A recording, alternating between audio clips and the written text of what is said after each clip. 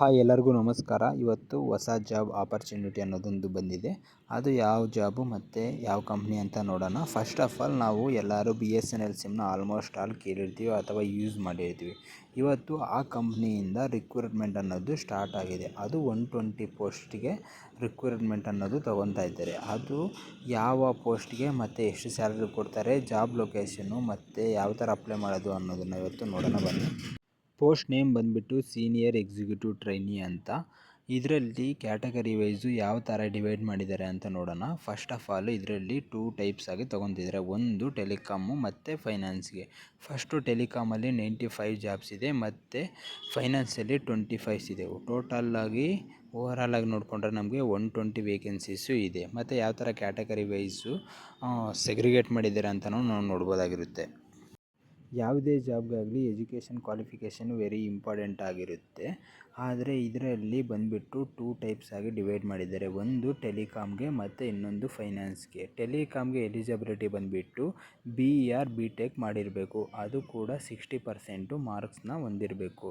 ಅದರಲ್ಲಿ ಯಾವ್ಯಾವ ಬ್ರಾಂಚಲ್ಲಿ ಮಾಡಿರಬೇಕು ಅಂದರೆ, ಒಂದು ಎಲೆಕ್ಟ್ರಾನಿಕ್ಸು ಆ್ಯಂಡ್ ಟೆಲಿಕಮ್ಯುನಿಕೇಷನು, ಎಲೆಕ್ಟ್ರಾನಿಕ್ಸು ಮತ್ತು ಕಂಪ್ಯೂಟರ್ ಸೈನ್ಸಲ್ಲಿ ಇನ್ಫಾರ್ಮೇಷನ್ ಟೆಕ್ನಾಲಜಿ, ಎಲೆಕ್ಟ್ರಿಕಲ್ ಇನ್ಸ್ಟ್ರುಮೆಂಟೇಷನ್ನು ಅಥವಾ ಎರಡರಲ್ಲಿ ಯಾವುದಾದ್ರೂ ಕಾಂಬಿನೇಷನಲ್ಲಿ ಅದನ್ನು ಮಾಡಿರಬೇಕಾಗಿರುತ್ತೆ.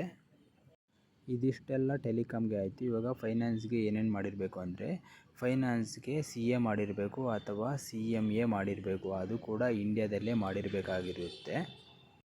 ಎಜುಕೇಷನಲ್ ಕ್ವಾಲಿಫಿಕೇಷನ್ ಆದಮೇಲೆ ನಮಗೆ ಏಜ್ ಲಿಮಿಟ್ ಅನ್ನೋದು ವೆರಿ ಇಂಪಾರ್ಟೆಂಟ್ ಆಗಿರುತ್ತೆ. ಏಜ್ ಲಿಮಿಟು ಬಂದುಬಿಟ್ಟು ಮಿನಿಮಮ್ ಆಗಿ 21 ಇಯರ್ಸ್ ಆಗಿರಬೇಕು, ಮ್ಯಾಕ್ಸಿಮಮ್ಮು 30 ಇಯರ್ಸ್ ಆಗಿರಬೇಕು.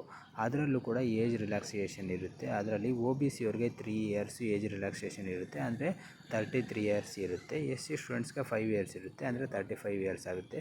PWD ಅವ್ರಿಗೆ 10 to 15 ಇಯರ್ಸ್ ಆಗುತ್ತೆ. ಅದು ಕೂಡ ಡಿಪೆಂಡ್ ಆನ್ ಅವರ್ ಕ್ಯಾಟಗರಿ ಯಾವುದು ಅಂತ ನೋಡ್ಕೊಬಿಟ್ಟು ಅದ್ರ ಮೇಲೆ ಡಿಪೆಂಡ್ ಆಗಿರುತ್ತೆ. ಇಷ್ಟೆಲ್ಲ ಜಾಬ್ ಎಲಿಜಿಬಿಲಿಟಿ ಎಲ್ಲ ಆಯಿತು. ಇವಾಗ ಸ್ಯಾಲ್ರಿ ಯಾವ ಥರ ಕೊಡ್ತಾರೆ ಅಂತ ನೋಡೋಣ. First of all basic salary ಬಂದುಬಿಟ್ಟು 24,000ಇಂದ 55,000ವರೆಗೂ ಕೊಡ್ತಾರೆ. ಇದು ಬೇಸಿಕ್ ಆಗಿರುತ್ತೆ. ಇದ್ರ ಜೊತೆಗೆ ನಮಗೆ HRA, DA ಅಂತ ಮತ್ತು ಮೆಡಿಕಲ್ ಬೆನಿಫಿಟ್ಸು, ಟ್ರಾನ್ಸ್ಪೋರ್ಟೇಷನ್ ಬೆನಿಫಿಟ್ಸು ಅಂತ ಎಲ್ಲ ಕೊಡ್ತಾರೆ. ಇದಾದಮೇಲೆ ನಮಗೆ ರಿಟೈರ್ಮೆಂಟು ಬೆನಿಫಿಟ್ಸ್ ಕೂಡ ಇರುತ್ತೆ. ಮತ್ತು ರಿಟೈರ್ಮೆಂಟ್ ಬೆನಿಫಿಟ್ಸ್ ಜೊತೆಗೆ ನಮಗೆ 3 ಇಯರ್ಸು ಟ್ರೈನಿಂಗ್ ಪೀರಿಯಡ್ ಆದಮೇಲೆ ನಮಗೆ ಜನರಲ್ ಮ್ಯಾನೇಜರ್ ಆಗಿ ನಮಗೆ ಪ್ರಮೋಷನ್ ಮಾಡ್ತಾರೆ. E3ಇಂದ E4ಗೆ ಪ್ರಮೋಷನ್ ಮಾಡ್ತಾರೆ.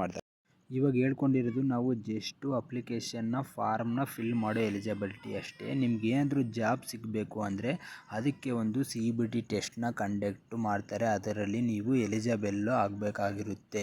ಅದು ಯಾವ ಥರ ಎಕ್ಸಾಮ್ ನಡೆಯುತ್ತೆ ಅಂದರೆ, ಅದು 2 ಟೈಪ್ಸ್ ಆಗಿ ನಡೆಯುತ್ತೆ. 2 ಟೈಪ್ಸ್ ಅಂದರೆ ಸಿಂಗಲ್ಲೇ ಕ್ವಶನ್ ಪೇಪರು. ಅದು ಪಾರ್ಟ್ 1 ಪಾರ್ಟ್ 2 ಟೈಪಲ್ಲಿ ನಡೆಯುತ್ತೆ. ಫಸ್ಟು ಪಾರ್ಟ್ 1ನಲ್ಲಿ ನಮಗೆ ಕಾಮನ್ ಆ್ಯಪ್ಟಿಟ್ಯೂಡ್ ಟೆಸ್ಟ್ನ ತೊಗೊತಾರೆ.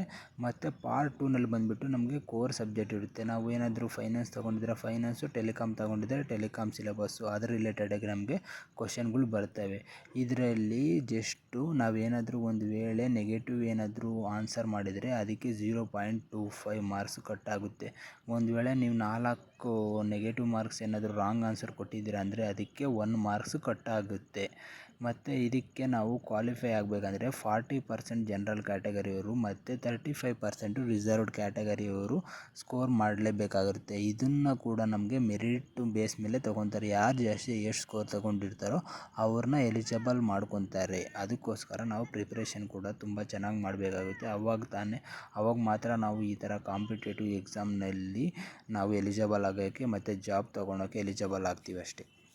ಟೆಸ್ಟು ಪಾಸ್ ಆದಮೇಲೆ ನಾವು ಡಾಕ್ಯುಮೆಂಟ್ಸ್ ವೆರಿಫಿಕೇಷನ್ನ ಕರೀತಾರೆ ಮತ್ತು ಮೆಡಿಕಲ್ ಎಕ್ಸಾಮಿನೇಷನ್ ಕೂಡ ಮಾಡ್ತಾರೆ. ನಾವು ಡಾಕ್ಯುಮೆಂಟ್ಸ್ ವೆರಿಫಿಕೇಷನ್ ನಮ್ಮ ಒರಿಜಿನಲ್ ಎಲ್ಲ ಮಾರ್ಕ್ಸ್ಗಳು ಕರೆಕ್ಟಾಗಿರಬೇಕು ಮತ್ತು ಮೆಡಿಕಲಲ್ಲಾಗಿ ನಾವು ಕರೆಕ್ಟಾಗಿ ಫಿಟ್ಟಾಗಿದ್ದರೆ ಅವಾಗ ಮಾತ್ರ ನಮಗೆ ಜಾಬ್ ಅನ್ನೋದು ನಮಗೆ ಅಲಾಟ್ ಮಾಡ್ತಾರೆ.